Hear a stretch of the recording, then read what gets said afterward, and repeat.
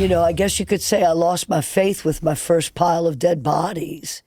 And when I say piles, I mean piles. And women, children, babies. It's one thing to see dead soldiers. It's another thing to see dead civilians. And death quickly came upon me in every way, shape, or form. And I always said to myself, I'm not going to become one of those people where it doesn't matter to me anymore, where I don't feel the shit that I'm seeing. I can curse, right? Of course. On the show. So I quickly got broken in to what war was really like. I thought it was a game at first, Well, I'll be a fixer, I'll be a translator. I became much more than that. And the guy that was running the CBS bureau in Nicaragua, everybody hated him. So he was quickly replaced. Within 6 months, I was running the bureau. Within a year, I was producing. And I worked with everybody. Morning news, evening news, weekend news. My favorite, though, was working with the big boys at 60 Minutes. That was awesome. There was a show we also did called West 57th. That was awesome. But I guess my main objective was finding the war for the U.S. and, the audience to see, because unfortunately that's what sells. It's crazy that, during the Reagan administration and all of the secret funding of the Contra rebels and all that stuff that was happening back then was, it was illegal technically, right? What they were doing was Illegal. hidden. And they had to lie about it. But today you see it everywhere. Proxy wars are a normal thing. They are. They're still probably illegal. It just depends on how they do it. But you can't legally, the U.S. legally cannot overthrow a government, Mm-hmm. So like you said, by proxy, by, subterfuge, yeah, they do it because that's the way they roll. I had a guy in here a couple months ago by the name of Rick Prado. He was a CIA mercenary, a CIA assassin, and he was sent down to El Salvador, I think, to train the Contras. And he was down there with those guys for a few years. El Salvador was scary. Yeah. Scary. And one of the things that he pointed out was, despite all the news coverage in the U.S. that was painting the Sandanistas as the bad guys and the Contras as the good guys, he was explaining to me some of the fighters in the Contras. This wasn't an ideological war for them. It was a personal thing for them. It was money. Whoever paid them the most, that's what it was. Ideologically, the Contras, few and far between did it for ideological reasons. Mm-hmm. They were being paid and funded by the U.S. The Sandanistas, on the other hand, who were the underdogs, they were doing it for ideological reasons. Well, they were being funded by the Soviet Union as well. Well, right? This is what people don't understand. First you had the revolution, then you had the Civil War.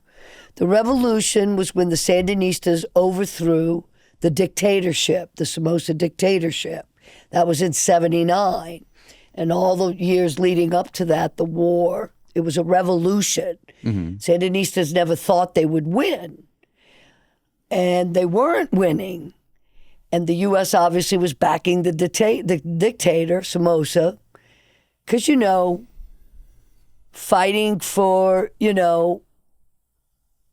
against communism and that.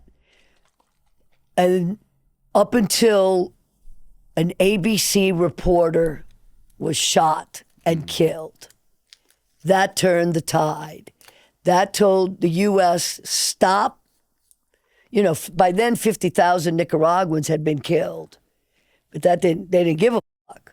But one U.S. journalist killed, that's it. that turned the tide against the dictator and for the Sandanistas. Now, remember, the Sandanistas were a ragtag army, and they won. They weren't expecting to win. So at the beginning, the U.S. was for the Sandanistas. They helped that government set up, they were for them until the Sandanistas decided that they were going to help poor people. Because we don't like to help the poor people. So the Sandanistas, their goal was, up until that point, it was something like 90% infant mortality, 90% illiteracy. Only 1% of the country owned everything. So when the Sandanistas came in, and there were some rich kids that were part of the Sandanistas, they decided, we're going to change things. We're going to make education available to everybody. We're going to make health care available to everybody. Let's spread the wealth. Everybody gets a chance. And that's what they did. But when they start doing that, the U.S. doesn't like that. What made them switch?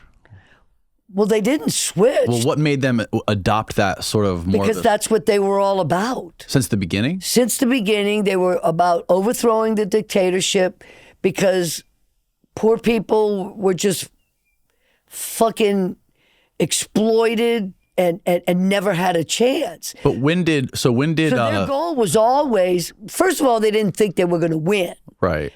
But if they had thought they were going to win, that was going to be their plan, to help people, to create a more equal country, government. That was always the plan. When was the Cuban Revolution? That was 78? No. The Cuban Revolution was in the 50s, the late 50s. And when Castro... Correct. That was all the late 50s, early 60s. So, like I said, when the Sandanistas inadvertently won, that's when, they started fulfilling their goals, which is helping people.